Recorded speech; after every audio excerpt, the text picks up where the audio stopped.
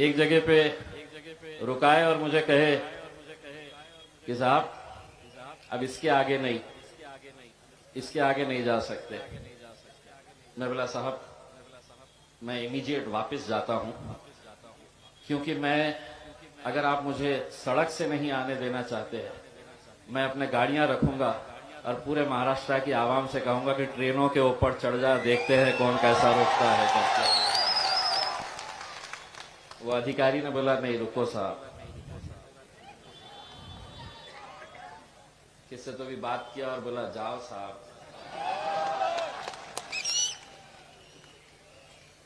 लेकिन मैंने आज इन 13 घंटों के सफर के अंदर एक बात का मुझे एहसास हुआ कि लोग यूं ही मजलिस को शेरों की जमात नहीं कहते हैं। कुछ तो है कि इतनी ताकत लगा दी गई। और मैं एक साफ शब्दों के अंदर ये कहना चाहता हूं, और मेरी बात रखने से पहले मैं महाराष्ट्र की और मुंबई पुलिस का तहे दिल से शुक्रिया अदा करना चाहता हूं। मुझे मालूम है कि जो रुकावटें पैदा की गई थी इसमें पुलिस का कोई हाथ नहीं था। आप अपना फर्ज निभा रहे थे, मैं अपना काम कर रहा था। लेकिन कौन लोग थे जो इनके ऊपर दबाव डाल रहे थे कि इम्तियाज जलील और असदुद्दीन अवैसी साहब मुंबई तक नहीं आना चाहिए।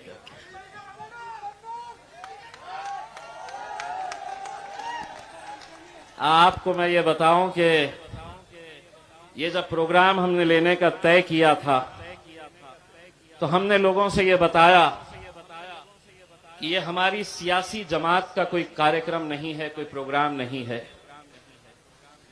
हमने तमाम कांग्रेस के, राष्ट्रवादी कांग्रेस के, समाजवादी पार्टी के, और अब तो शिवसेना भी मुसलमानों की बात करती है, उनके भी नेताओं को हमने कहा कि एक मर्तबा हम लोग क्या अपने कौम के साथ हो रहे नाइंसाफियों के लिए हम एक प्लेटफॉर्म के ऊपर नहीं आ सकते? क्या हमें उन मराठा भाइयों से सीखना नहीं चाहिए कि जिन्होंने जब अपने रिजर्वेशन के लिए सड़कों के ऊपर आंदोलन किया तो शिवसेना का मराठा हो या भारतीय जनता पार्टी का हो या कांग्रेस का हो या एनसीपी का हो, ये पूरे के पूरे मैदान में उतरे तो अपनी सियासी जमात का मफलर पहनकर नहीं उतरे, वो मराठा बनकर वहां पर उतरे। लेकिन हमने जब यही पैगाम, यही इनविटेशन सभी हमारे राजनीतिक दलों के नेताओं को हमने दिया तो किसी ने भी साथ नहीं दिया। बहुत इज्जत के साथ हमने इन लोगों को न्योता दिया, इनविटेशन दिया, लेकिन बाद में पता चला कि ये इज्जत के लायक ही नहीं है।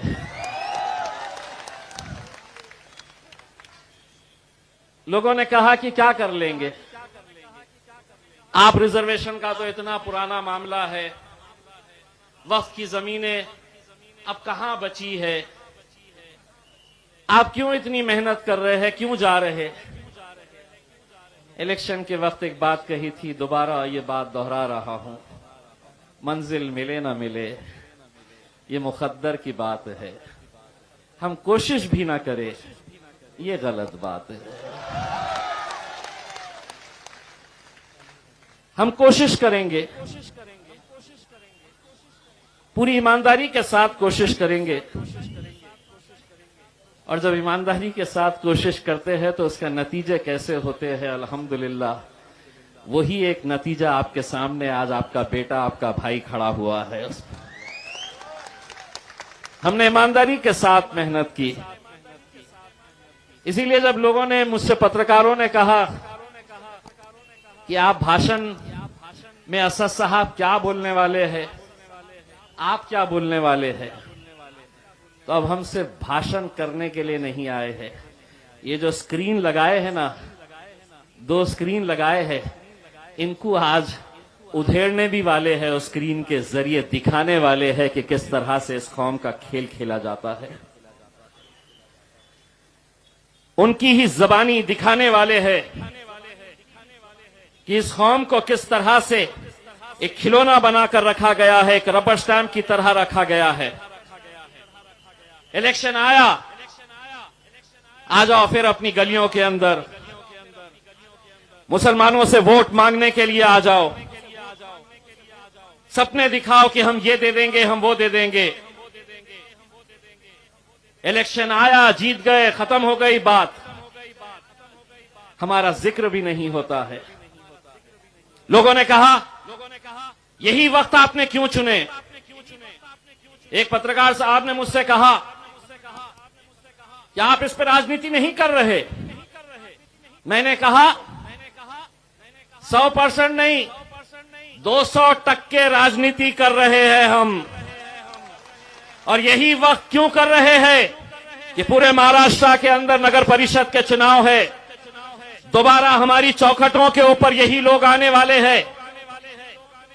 आज जो लोग औरंगाबाद से या पूरे महाराष्ट्र के कोने कोने से आए हैं, हमने किसी को गाड़ी नहीं दी, किसी की गाड़ी के अंदर पेट्रोल नहीं भरा, किसी को पैसा नहीं दिया, लेकिन उसके बावजूद भी इतनी तादाद के अंदर अगर नौजवान बुजुर्ग निकल कर आए तो कहीं ना कहीं उन्हें यह एहसास हो रहा था कि हम जिस मुद्दे को लेकर आगे बढ़ रहे हैं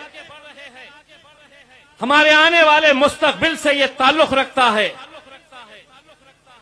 कहां है वो 93,000 एकड़ जमीन महाराष्ट्र की,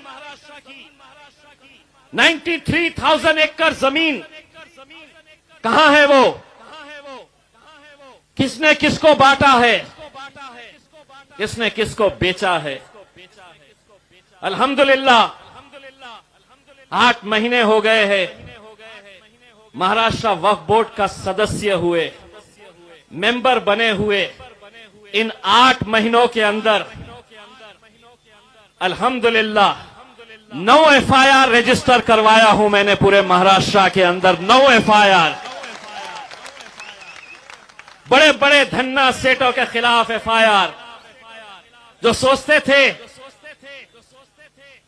कि हमें कौन रोक सकता है, हम तो पैसों से सबको खरीद सकते हैं और खरीदे हैं।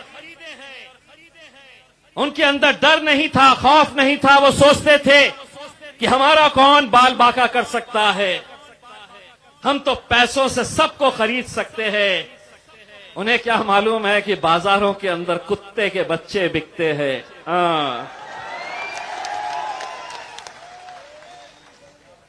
बाजार में खरीद सकते हैं, बाजार में क्या नहीं खरीद सकते? एक है स्टेज पे, ओरिजिनल एक ही है, बाकी हम छोटे छोटे हैं। असद भाई को देख के अल्हम्दुलिल्लाह पहले पार्लियामेंट के अंदर भारतीय जनता पार्टी वाले सोचते थे ये अकेले है, इतना बोलते, और अब ये भी आ गया, अरे बाबा बाबा बाबा ये तो बहुत ही बोलता है बोले। लेकिन मुझे इस बात की खुशी होती है कि जिस शख्स को अल्हम्दुलिल्लाह पूरी दुनिया देखती है, पूरे मुल्क के अंदर अगर कोई एक जानबाज पार्लियामेंट के अंदर खड़े रहकर हमारी हक की आवाज वहां पर बुलंद करता है, यह अल्लाह का फजल करम है। उसी मेरे कायद के बाजू जाकर बैठने का शर्फ मुझे हासिल हुआ है आप लोगों की दुआओं की वजह से। यह आप लोगों की दुआओं का नतीजा है कि अल्हम्दुलिल्लाह पार्लियामेंट के अंदर जब लोग कहते थे कि ये तो सिर्फ हैदराबाद की एक ही जमात है, हैदराबाद तक महदूद है, ये एक के दो नहीं होंगे, तो अल्हम्दुलिल्लाह 1 के 2 हो गए, 2 के 4 होंगे, 4 के 6 होंगे, 6 के 8 होंगे और 8 के 10 भी होंगे। बशर्ते हमें जिस नेक नियति के साथ, जिस एकजहीती के साथ काम करने की जरूरत है, अगर उस तरह अगर काम करे, मैं तो मुंबई के नौजवानों के अंदर जो जज्बा और जो जोश देखता हूं, कभी कभी असद साहब को ये दिल बोलना चाहता है कि असद साहब मुंबई मेरे हवाले कर दीजिएगा, देखिए मुंबई की कैसे काया पलट कर देता हूं। कर रहे हमारे फयाज भाई भी काम कर रहे हैं, वारिस भाई भी काम कर रहे हैं, हमारे कॉरपोरेटर्स भी काम कर रहे हैं, लेकिन कहीं ना कहीं हमको आज ये देखना होगा कि हम सिर्फ ओहदा लेंगे। महाराष्ट्र के कोने कोने से हमने कहा था कि आपको आना है, कुछ लोगों ने बहाने बनाए। मैंने जब मीटिंग लिया तो एक ने कहा मैं 40 गाड़ी लेकर आ रहा हूं, आखिर में लाया 4। एक ने कहा 20 गाड़ियों का तो नंबर लिख लो साहब, लाया 3। घर को जाना पड़ेगा भैया, काम करोगे तो टिकोगे, नहीं करोगे तो आपको भी जाना पड़ेगा। और ये फैसले हमको अपने पार्टी के हक के अंदर लेने पड़ेंगे। जो काम करेगा वो मजलिस के अंदर आगे बढ़ेगा, जो नहीं करेगा उसको घर में जाना पड़ेगा। क्योंकि हम ये जब जज्बा और जोश देखते हैं नौजवानों के अंदर, तो हमें भी ऐसा लगता है कि अगर औरंगाबाद से एक एमपी चुनकर आ सकता है तो मुंबई से हम 4 एमएलएस क्यों नहीं चुनकर ला सकते हैं। बशर्ते एक ताकत बनकर खड़े रहने की जरूरत है, हमारे आपसी इख्तिलाफात को खत्म करने की जरूरत है। और अगर हम वो कर पाए तो मैं समझता हूं कि पूरे महाराष्ट्र के अंदर सबसे ज्यादा जरखेज जमीन कहीं पर है तो वो मुंबई के अंदर है, जहां पर हम बहुत अच्छे नतीजे लेकर आ सकते हैं। दोस्तों, ये जब हमने निकलने का फैसला किया, पूरी तैयारी हो गई।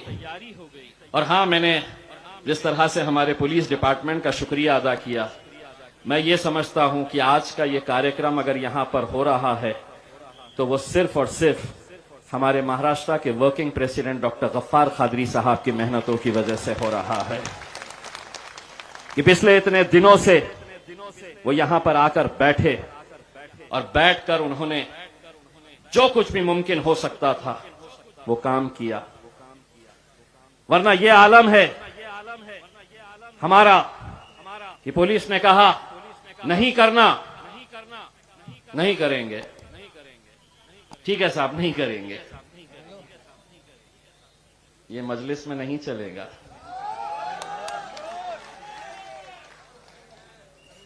ये मजलिस में कतई नहीं चलेगा।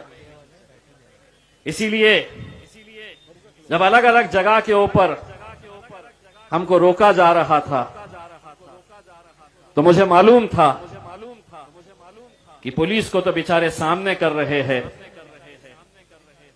लेकिन इसके पीछे कौन लोग हैं जिनके अंदर ये डर और खौफ पैदा हो चुका है मजलिस की वजह से कि ये जो बैठे हैं ये तो हमारी जागीर थी, ये हमारे अलावा कहां जा सकते हैं। इनको डर दिखाओ कि अगर हमारे साथ नहीं आए तो भाजपा आ जाएगी, शिवसेना आ जाएगी, हम सेक्युलर है, हमको दो।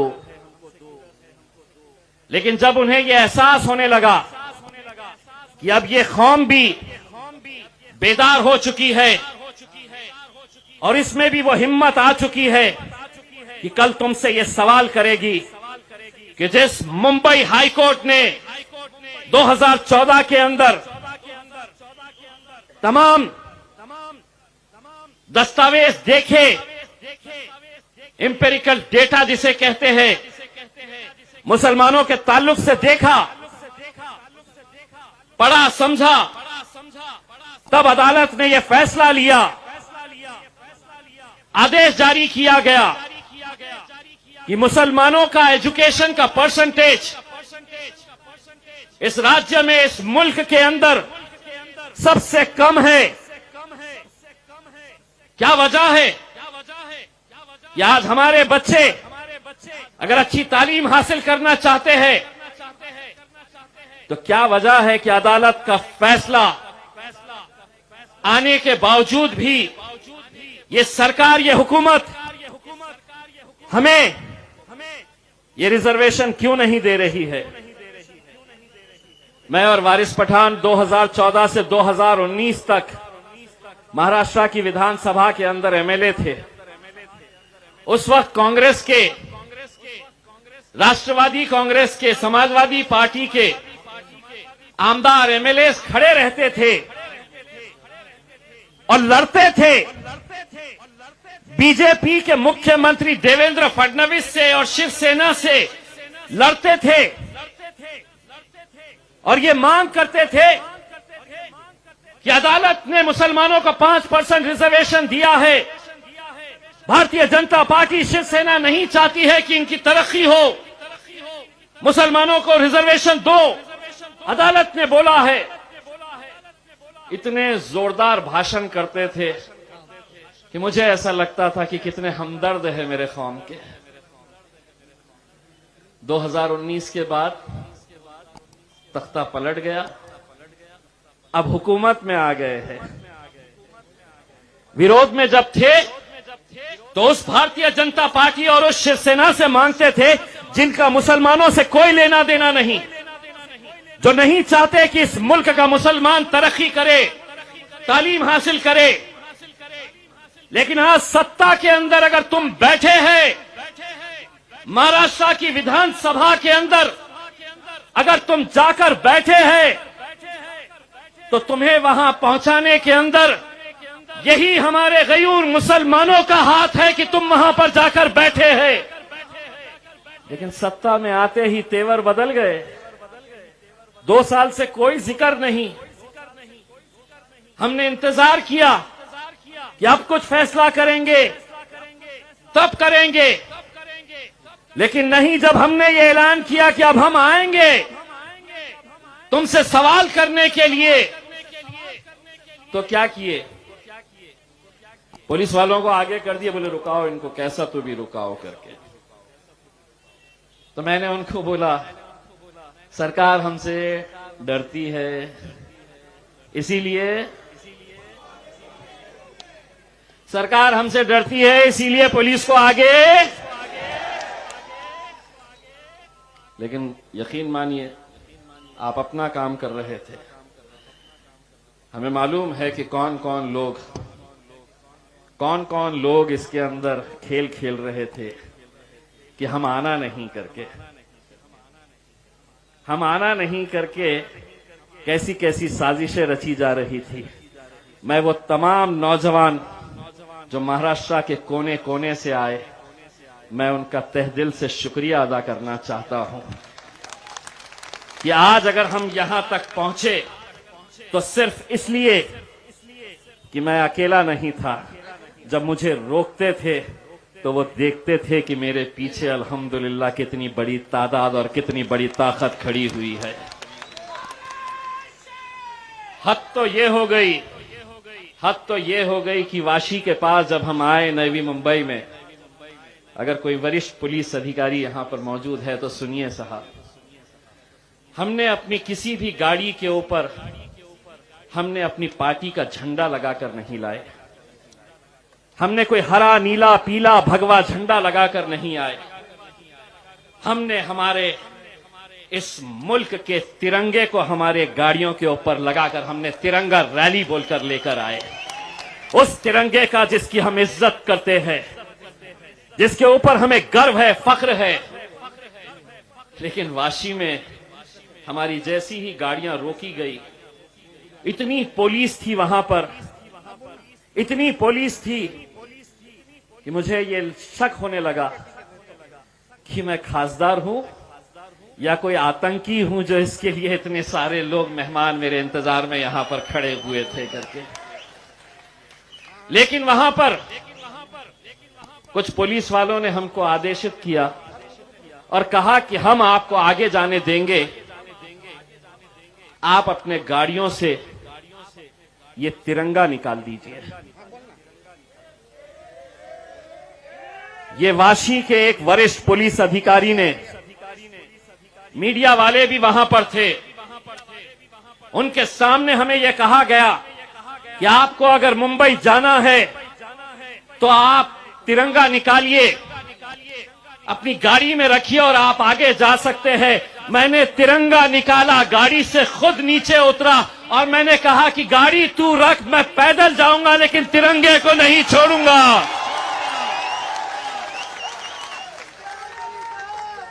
और जब मेरे पीछे मेरे नौजवानों ने अपने अपने हाथ में तिरंगा लेकर हम रोड पे चलने लगे, तब पुलिस वालों को एहसास हुआ कि कुछ गलत हो गया है।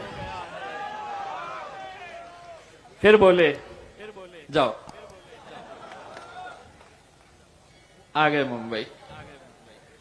बस यही हमारा था कि ये रुकावटें क्यों और किस वजह से की जा रही है। इलेक्शन आएगा, जब भी आएगा, जिस किसी को जिस जमात के अंदर जाना है, जिसका झंडा पकड़ना है, किसका मफलर पहनना है, यह आपका इख्तियार है। लेकिन एक मर्तबा हम सबको मुसलमान बनकर सड़कों पर उतरने की जरूरत रहेगी मेरे भाइयों। और जब तक हम ये नहीं करेंगे, लोग कहेंगे कि क्या होगा 5% रिजर्वेशन से। क्या नहीं होगा।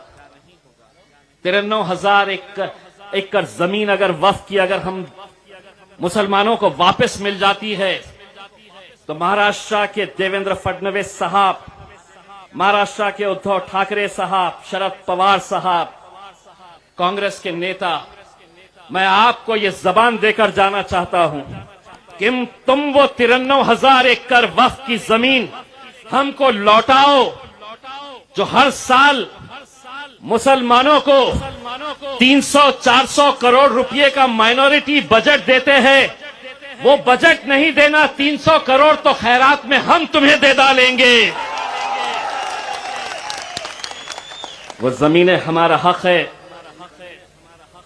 और इसके लिए एक मूवमेंट चलाने की जरूरत है। आज छोटी सी एक झांकी दिखाए, थोड़े परेशान हो गए। फयाज भाई, महाराष्ट्र विधानसभा का अधिवेशन आने वाला है। अब एक धरना जो है, जब इनका अधिवेशन रहेगा, जब ये अंदर बैठेंगे तो इनकी बजाने के लिए हम लोग बाहर खड़े रहेंगे। बहुत डरते हैं ये जब अंदर बैठते हैं और उनको पता चलता है कि आ गए ये टोपी वाले, दाढ़ी वाले, ये कौम निकल कर आ गई है, अपनी वाट लगने वाली है। हम सिर्फ इतना कहना चाहते हैं कि ये लोगों ने आप लोगों के साथ कैसा खिलवाड़ किया है। अगर मैं अपनी जबानी अगर कहूंगा तो शायद आप लोगों को यकीन नहीं होगा। अगर मैं कहूंगा कि आप लोगों को कैसा बेवकूफ बनाया गया था, मैं अपनी जबानी कहूंगा कि किस नेता ने,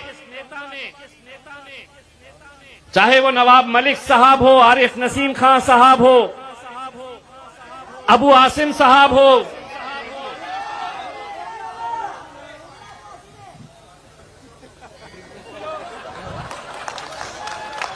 सिर्फ असद भाई ने इजाजत देना, अगला इलेक्शन तो इम्तियाज जलील उनके खिलाफ मुंबई में आके तुम्हारे घर के अंदर लड़के जाएगा और निकाल के जाएगा इंशाअल्लाह।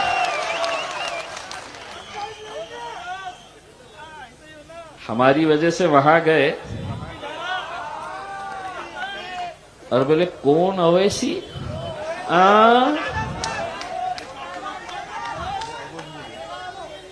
पप्पा, भूल गए। लेकिन मैं यहां जाने से पहले सरकार को यह बताना चाहता हूं कि ये मुद्दे, देखिए इस मुल्क के अंदर मुसलमान माइनॉरिटी के अंदर सबसे बड़ी मेजॉरिटी है। अगर ये मुल्क को तरक्की करना है तो मुसलमानों को पीछे छोड़कर ये मुल्क कभी तरक्की के रास्ते पर नहीं जा सकता है। अगर हमको इस मुल्क को आगे बढ़ाना है तो हमारे इन मुसलमान भाइयों की तरक्की के बारे में भी सोचना पड़ेगा, और ये सरकार की जिम्मेदारी है। सरकार में जो बैठे लोग हैं उनके जो करतूते हैं वो मैं आपको दिखाऊंगा, लेकिन सरकार हमसे कितनी डरती है इसका अंदाजा मुझे कल रात में हुआ कि कल रात में सरकार ने एक नोटिफिकेशन जारी किया और रात में 12 बजे वो नोटिफिकेशन मुझे भेजा गया। आप अगर पढ़ेंगे तो आपको ये समझ में आएगा कितना डरती है। क्या लिखे है मालूम नोटिफिकेशन में? बोले मुंबई में ओमिक्रॉन है, तो इसीलिए ओमिक्रॉन की वजह से 11 तारीख यानी कि आज और 12 तारीख ये 2 दिन कोई भी धरना, कोई भी सभा, कोई भी सम्मेलन नहीं होगा 2 दिन के लिए। यानी कि 11 और 12 जब हम यहां पर है तो ओमिक्रॉन, हम जाते ही सब शुरू। अगर आप बोले होते असद भाई इजाजत दिए 13 तारीख के दिन फिर आ जाएंगे गाड़ियां लेके यहां पे, फिर तो रोक नहीं सकते हैं हमारे को। तो ये देखिए कैसी बौखलाहट है कि हमको रोकने के लिए एक ऐसा नोटिफिकेशन रात में 12 बजे निकाला गया कि ये 2 दिन के लिए है, तो हम कोई भी सभा को इजाजत नहीं दे रहे थे, लेकिन उसके बावजूद भी हम यहां पर आए। अल्हम्दुलिल्लाह मैं आप लोगों का, तमाम लोगों का तहे दिल से शुक्रिया अदा करना चाहता हूं।